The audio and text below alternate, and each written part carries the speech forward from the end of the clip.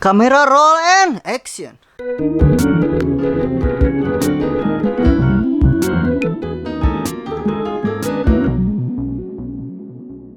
Jadi begini guys, kita mau membaca cerpen Urban Stories Transit dari Seno Gumira Aji Dharma. Nih kita random ya, baca satu judul aja, yang mana aja dari sini sekebukanya. Sebelumnya kita sambil diiringi musik biar copyright. Nah, kita mulai membaca sebuah cerpen yang berjudul Gubrak. Gubrak itu sebenarnya bukan sebuah kata kerja atau apa, tapi gubrak.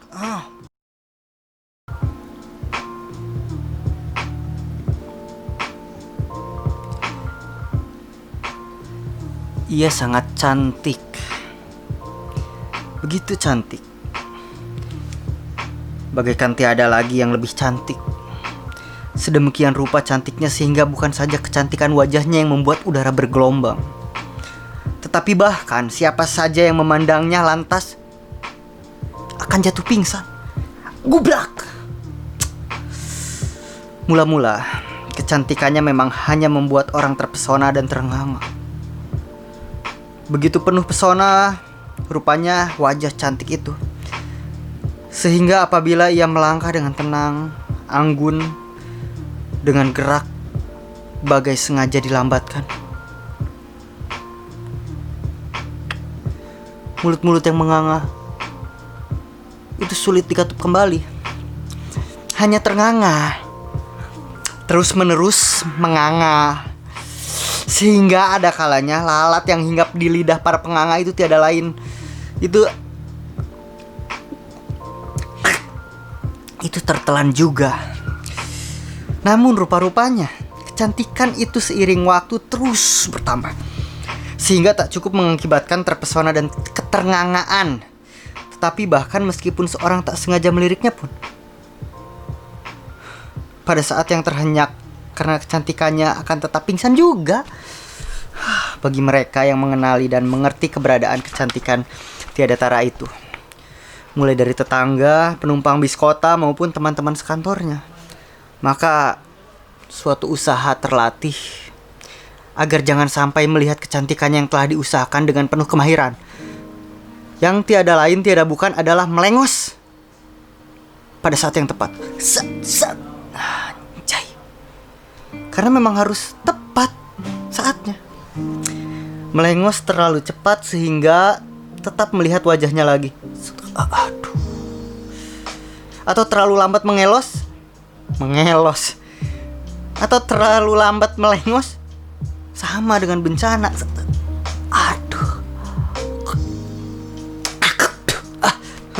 Lanjut. Ya, bencana pingsan nasional melanda ibu kota karena kecantikan seseorang yang tidak mungkin disaksikan manusia tanpa menjadikan pingsan sebagai risikonya. Maklumlah, meskipun hanya melihatnya selintas saja,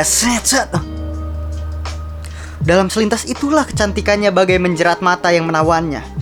Lantas dalam puncak keterpesonaannya, seseorang akan pingsan. Sepanjang jalan mengikuti jalur dari rumah ke kantor, semua orang sudah siap untuk melengos ketika berpapasan.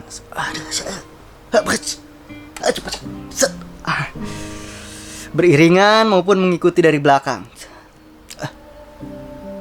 Kelihatan juga kan sebenarnya. Oke ya. Ketika berpapasan orang menunduk dan melengos. Ketika beriringan diusahakan tak meliriknya sama sekali. Bismillahirrahmanirrahim. Astagfirullah. Dan ketika berjalan di belakangnya harus waspada apabila ia tiba-tiba menoleh ke belakang. Begitu pula kejadiannya di dalam bis kota dan di kantornya. Kalau tidak menutup mata, maka orang-orang mengangkat tangan agar menghalangi pandangannya terhadap wajahnya. Supaya tidak jatuh pingsan lagi ketika berbicara dengannya. Sedangkan di rumah tempat ia indekos, Semua orang sudah maklum belaka apabila semenjak orang-orang menjadi pingsan ketika melihat wajah cantiknya. Ia selalu mengurung diri di kamar. Aduh, kebayang. Keluar hanya untuk berangkat ke kantor. Pulang hanya untuk masuk ke kamar dan tidak keluar. Hashtag di rumah aja, di dalam kos aja. Ya, saya tak akan terlalu sungkan jika ia pingsan. Ulang. Saya tak akan terlalu sungkan jika yang pingsan adalah mereka yang menatap saya terlalu lama. Ujarnya di balik pintu. Meskipun tahu hanya cukup sekilas tatapan sudah membuat orang pingsan. Tapi saya tidak bisa memaafkan diri saya sendiri jika saya membuat bapak dan ibu di rumah ini, yang sudah saya anggap sebagai orang tua saya sendiri, juga akan jatuh pingsan tak sadarkan diri. Namun sepanjang hayat dikandung badan ya. Apakah manusia harus menempuh jalur yang sama? Menumpang bis yang sama dan berkelok di tikungan yang selalu sama? Seolah hidup sudah tertentukan sekali dan tak bisa berganti lagi. Apalagi berganti berkali-kali. Tentu tidak, dan tentu juga tidak bagi makhluk tercantik di ibu kota ini, yang begitu cantik, amat sangat cantik, sehingga kecantikannya membuat udara bergelombang, dan siapapun yang menatap wajahnya langsung akan jatuh pingsan. Gubrak. Maka pada suatu hari, setelah bertahun-tahun hidup dengan jalur tempat setiap orang telah Maka pada suatu hari, setelah bertahun-tahun hidup dengan jalur tempat setiap orang telah siap mengatasi masalah yang akan timbul oleh kecantikannya, ia pun menempuh jalur yang berbeda. Karena memang ada urusan. Itu terjadi saat ia menyeberang jalan dalam kemacetan jalanan. Pada kedua lajur yang berlawanan di bawah jembatan layangan, jalanan macet, begitu macet. Bagaikan tiada lagi yang lebih macet. Dan di antara mobil-mobil yang terhenti karena macet itulah ia melenggang dengan anggun. Rapsang lewat. Langkahnya tegas tapi tetap anggun, dengan pesona yang begitu rupa sehingga tampak melangkah dengan gerak yang sengaja dilambatkan. Kok gak ada musiknya sekarang? Ayo dong.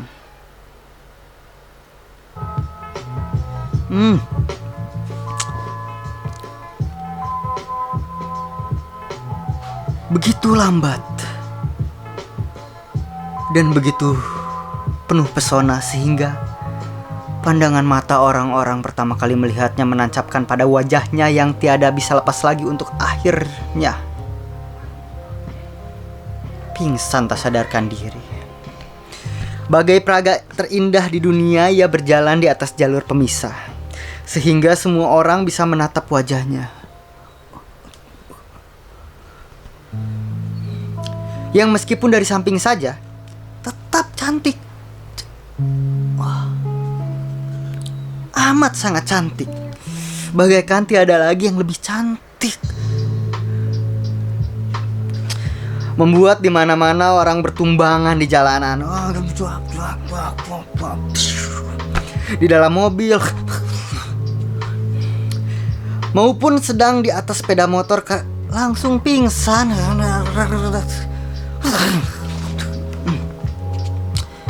Orang-orang jatuh terkapar di trotoar, menimpa setir mobil hingga klaksonnya terbunyi. Lihat lagi, aduh, gitu terus.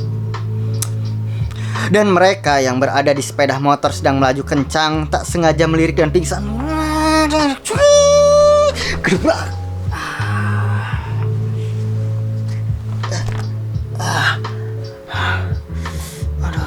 Aduh, jatuh enak itu namanya. Orang-orang berkaparan, terguling-guling dan pingsan, di antara banyak juga yang tak tahu menau dan terheran-heran. Ada apa sih? Ada apa sih? Tuh. Apa? Jangan lihat, jangan lihat, jangan lihat. Ah, kenapa? Namun terlambat, sehingga yang terlanjur menengok itu pun terbanting pingsannya gubrak.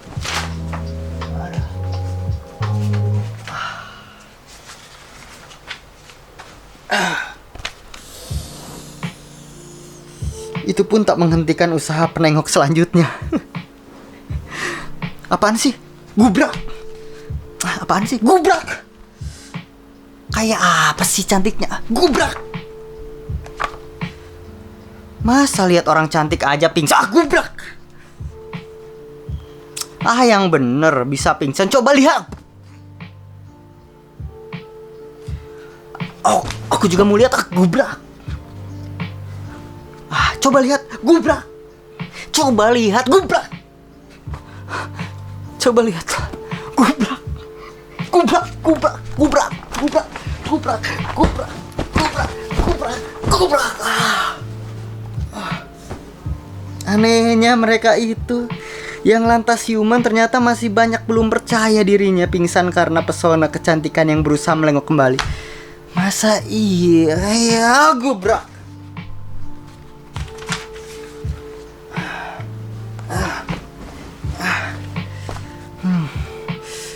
Tentu saja terjadi kegemparan di sepanjang jalan yang dilalui makhluk dengan wajah tercantik ini karena setiap kali melangkah dengan tegas tetapi anggun, ia menimbulkan kepingsanan di mana-mana.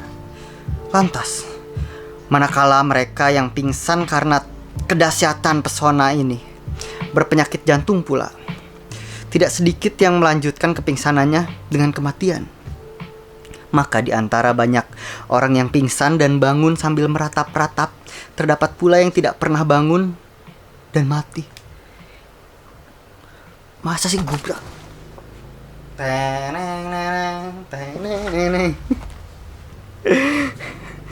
Di jalanan yang tanpa peristiwa luar biasa ini pun sudah penuh kekacauan dan ketidaknyamanan. Keadaan semakin hiruk pikuk, deretan mobil tak berjalan lagi, sepeda motor masih terus saling bertabrakan. Semakin jauh ia melangkah, semakin panjang debu prahara yang ditimbulkannya. Polisi setempat segera menelpon komandannya, dan komandannya segera mengirimkan helikopter. Dari helikopter laporan pandangan mata tersiar langsung lewat kamera ke layar di ruang rapat tempat komandan menyaksikan kegemparan.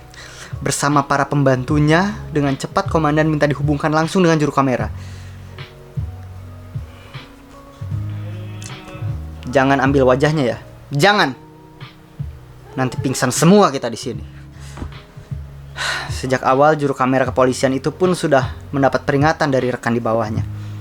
Awas, awas, ambil dari jauh aja, ambil dari jauh aja. Kita hanya perlu mengetahui arah perjalanannya. Awas. Kalau melihat wajahnya, kamu bisa jatuh pingsan, melayang ke bawah. Oke. Wajahnya tidak diambil, kopi. Juru kamera ini pun tahu begitu wajahnya tertangkap kamera. Pada saat itu pula para penyaksi laporannya jatuh pingsan. Tak ketinggalan pula dirinya sendiri. Namun para juru kamera stasiun televisi yang segera berdatangan dengan helikopter masing-masing belum sempat menyadarinya ketika helikopter itu berebutan terbang merendah untuk mendapatkan gambar terbaik dari prahara kecantikan wajah yang masih terus memakan korban sepanjang langkahnya yang anggun dan menawan.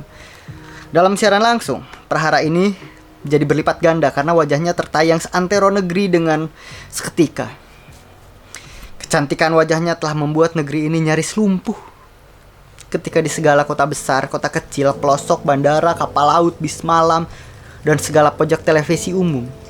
Pokoknya di mana aja terdapat televisi. Wajah tercantik di dunia itu membuat orang menahan nafas karena sangat terpesona. Tapi tak pernah menghembuskannya lagi, sehingga jatuh pingsan. Gubrak! Gubrak! Gubrak! Gubrak! Gubrak! Gubrak! Gubrak, brak, brak, brak, brak, brak, gubrak, gubrak, gubrak, brak. Gubrak, gubrak, gubrak, gubrak. Masih gubrak di sini. Oke. Komandan jadi naik pitam. Orang-orang TV ini memang goblok. Berapa juta orang pingsan gara-gara mereka. Bisanya cuman ikut bikin kacau aja. Usir mereka semua, usir.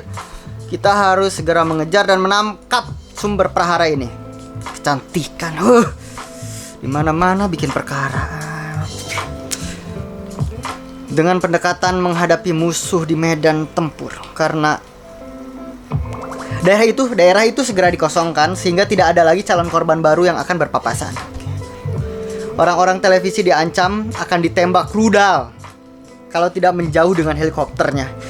Meski dari jauh itu sembari terbang di tempat, para wartawan itu lebih bersungguh-sungguh tetap berusaha meliput peristiwa. Lantas dari helikopter, polisi itu terdengar kata-kata melalui pengeras suara.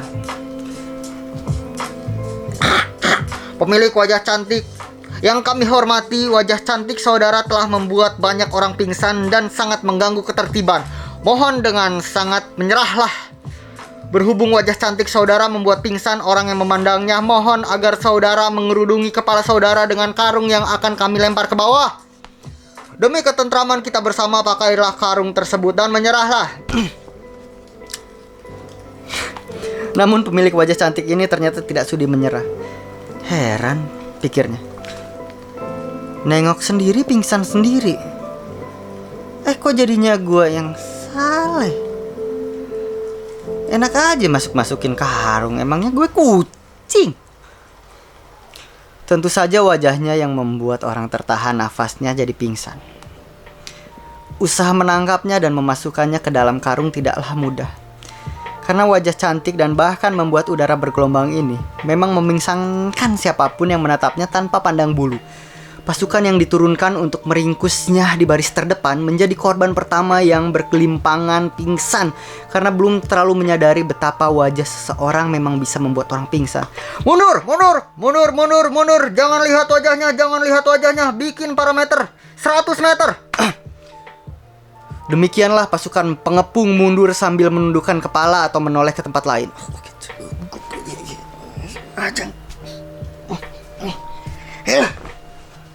Oke. Sampai mana tadi? Oh ya. Yang memberi peluang bagi pemilik wajah cantik itu untuk menghilang di antara deretan mobil-mobil yang berhenti karena pemiliknya pingsan, sepeda motor yang bergelimpangan, dan juga orang yang terkapar pingsan. Kadang di antara yang pingsan, ada yang siuman tanpa sengaja menengok ke arah wajah cantik dan melewatinya sehingga lagi-lagi pingsan. Menyeberangi jalan, pemilik wajah cantik ini lenyap. Di perkampungan kumuh di tepi sungai yang segenap penghuninya beramai-ramai justru naik ke atas karena menyaksikan sasaran empuk penjarahan.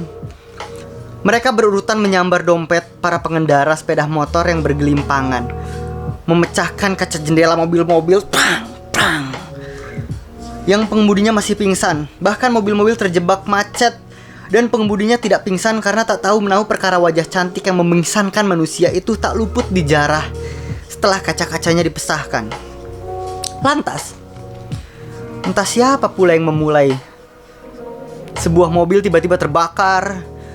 Tidak jelas kenapa pula mobil lain ikut terbakar, sehingga membentuk jalur api yang panjang sepanjang kota. Suasana jadi hiruk-pikuk.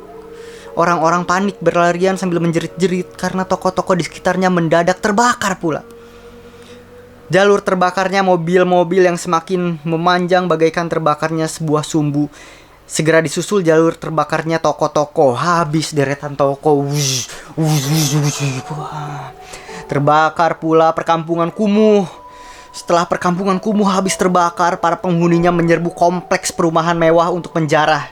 Dan ujung-ujungnya lantas membakarnya pula. Tak lama kemudian, gedung pencakar langit terbakar pula bagai obor raksasa.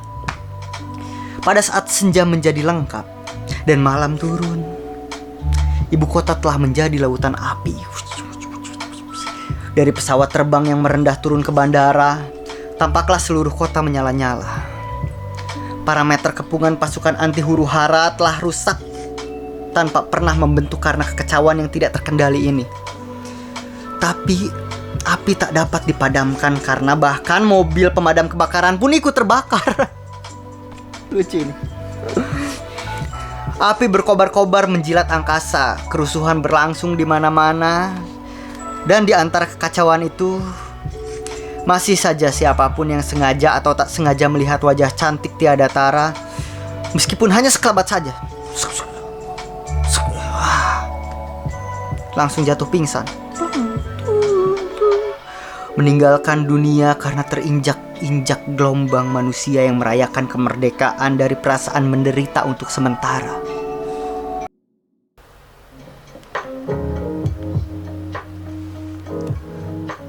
Akhirnya,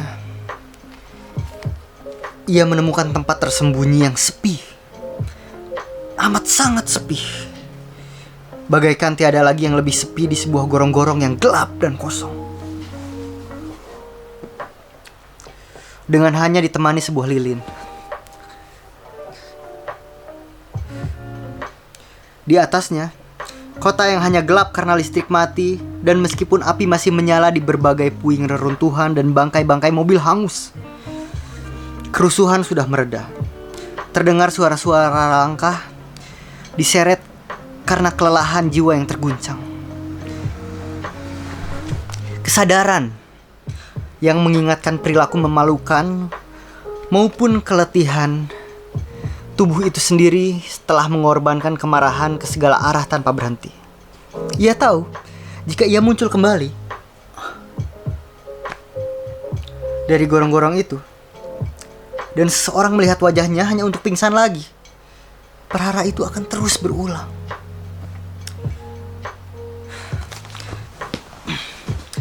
Dari jalanan, ia pungut sebilah pisau.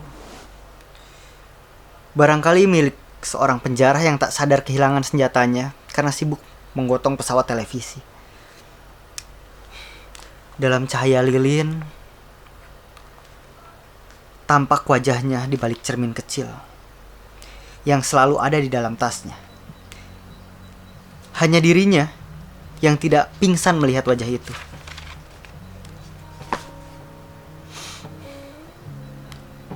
Ia tidak lagi mengagumi kecantikan wajahnya.